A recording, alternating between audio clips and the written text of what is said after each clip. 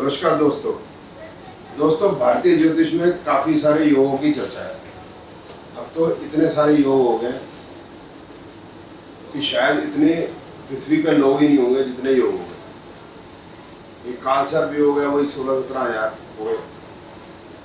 लेकिन एक बहुत मशहूर योग है, उस पर बात करते हैं। उसका नाम है गजकेसरी योग, जो पीछे बोर्ड पे लिखा है।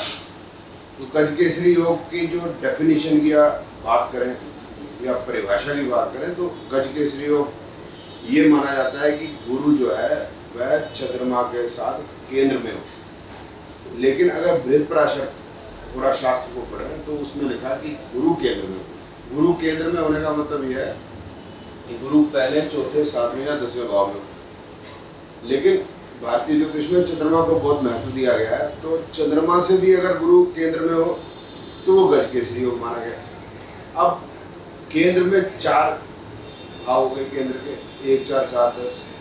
अब चंद्रमा से केंद्र की बात करें तो 4 भाव और हो गए। तो इसका मतलब ये हो गया कि जो गजकेसरी योग बनने की जो प्रोबेबिलिटी है वो 66% है। 4 केंद्र और 4 चंद्रमा से केंद्र, उसकी प्रोबेबिलिटी जो मैक्सिमम है 66% है। 50 से 66% की प्रोबेबिलिटी होगी। अब इतने लोग जो है वो गजकेसरी योग।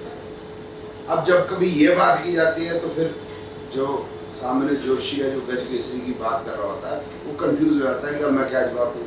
तो फिर ये कहता है कि हाँ जी ये नहीं है, वो देखना पड़ेगा, चंद्रमा को भी देखना पड़ेगा, वो गुरु को भी देखना पड़ेगा। लेकिन देखें कैसे, अभी वो उसमें भी कुछ चीज़ समझ नहीं आती। अब ये तो बात हो गई कि प्रोबेबिलिटी क्या है। अब इसमें बात आगे करते हैं कि गजकेसरी योग का मतलब क्या हुआ। गज का मतलब हाथी, केसरी का मतलब या तो सिंह से माना गया या मंकी से माना गया है, बंदर से। लेकिन इसमें केसरी जो है वो सिंह से ज़्यादा माना गया। ऐसा लगता है कि बलशाली हो आदमी सिंह की तरह और बुद्धि जो है वो गज की तरह हो, ऐसा मानते हैं।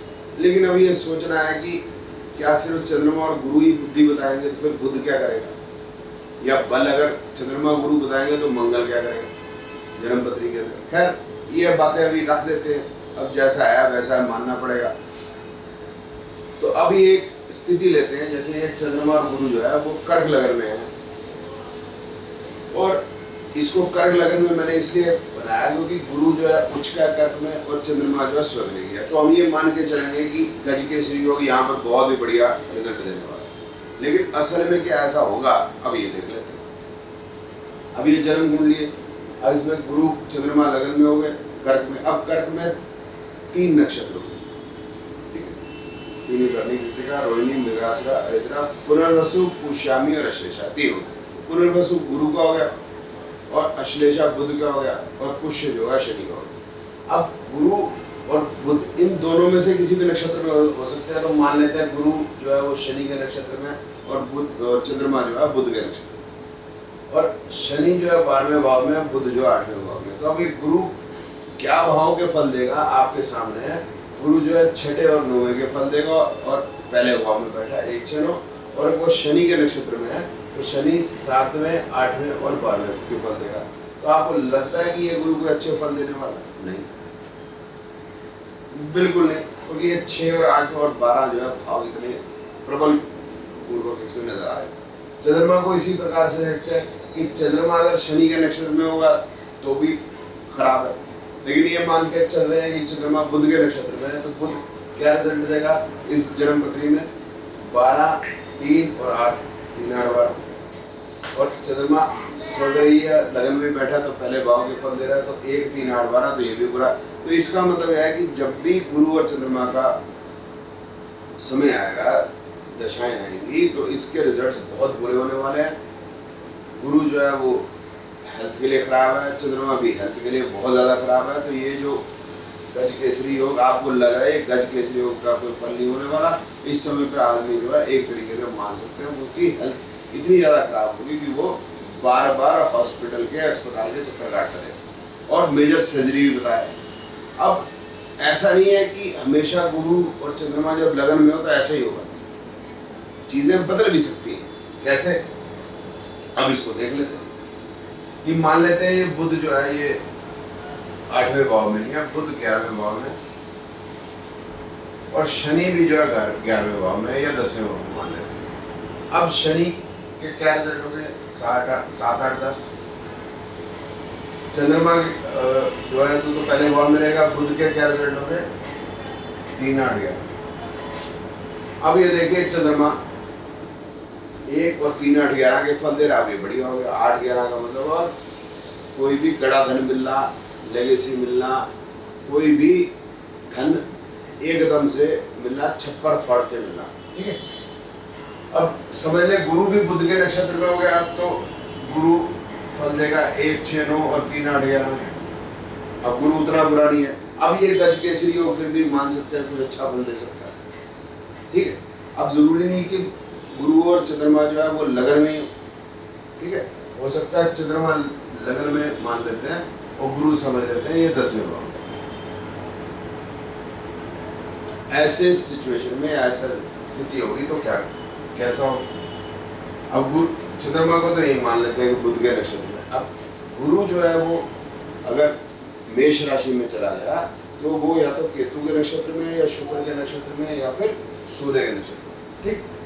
अब सूर्य जो है इसमें दूसरे भाव का मालिक है और समझ ले ये 11वें भाव में है और गुरु सूर्य के नक्षत्र में है।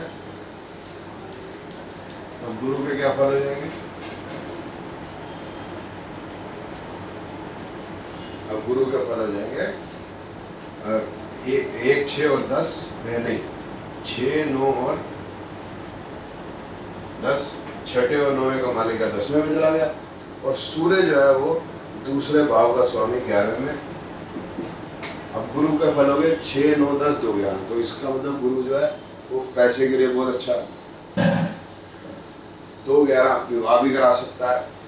धन के लिए बहुत अच्छा, फाइनेंशियल और प्रोफेशन एक्स्ट्राऑर्डिनरी, बहुत बढ़िया, एक्सीलेंट। लेकिन जरूरी नहीं है कि ये गुरु बढ़िया ही हो और ये जो ये गज केसरी हो। जैसा चंद्रमा गुरु तो अच्छे नजर आ रहे हैं, अच्छे ही हो।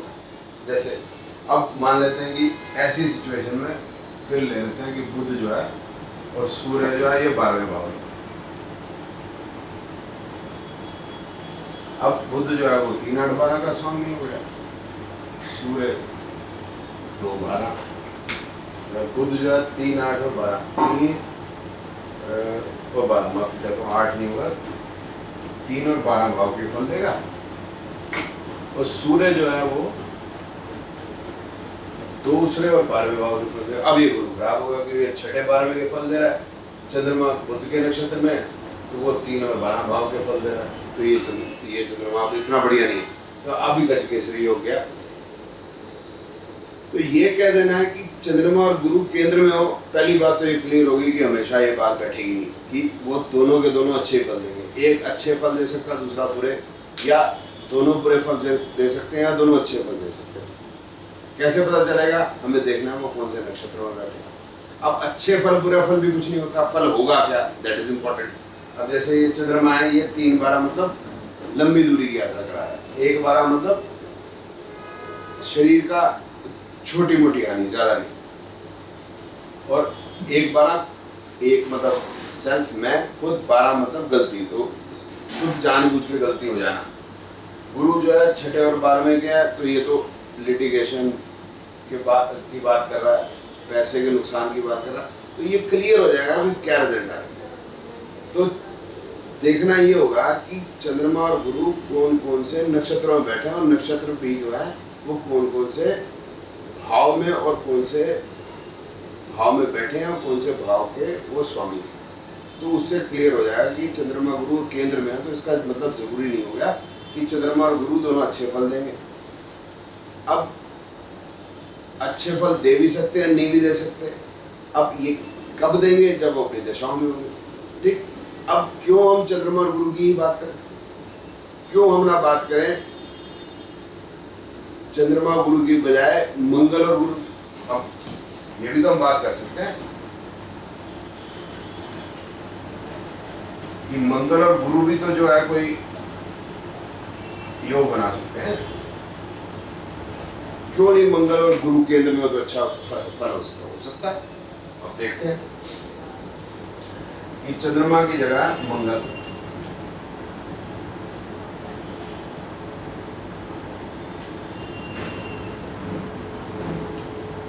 चंद्रमा की जगह मंगल, कर्क राशि में, गुरु जो है वो मेष राशि में। या गुरु को भी हम गुरु का ये रहता है क्योंकि अगर वो उच्च हो जाएगा तो फिर बहुत कंफ्यूजन क्रिएट होगी। मंगल है वो कर्क राशि में और नीच का है। अब मंगल जो है वो बुध की राशि में।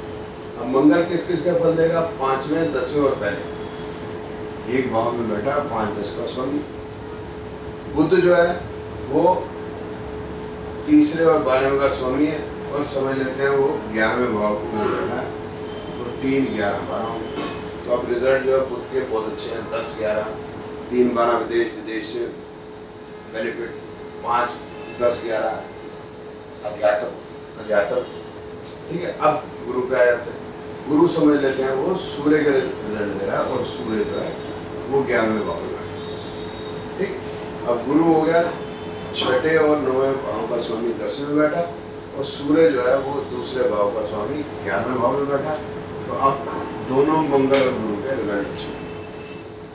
तो क्यों ना मैं इसको कहूँगा कैसे आदमी बलशाली होगा, बुद्धि भी अच्छी, बुद्धि क्यों अच्छी होगी? गुरु बलशाली क्यों? मंगल अच्छा, तो मैं इसको गज केसरी क्यों ना कहूँगी?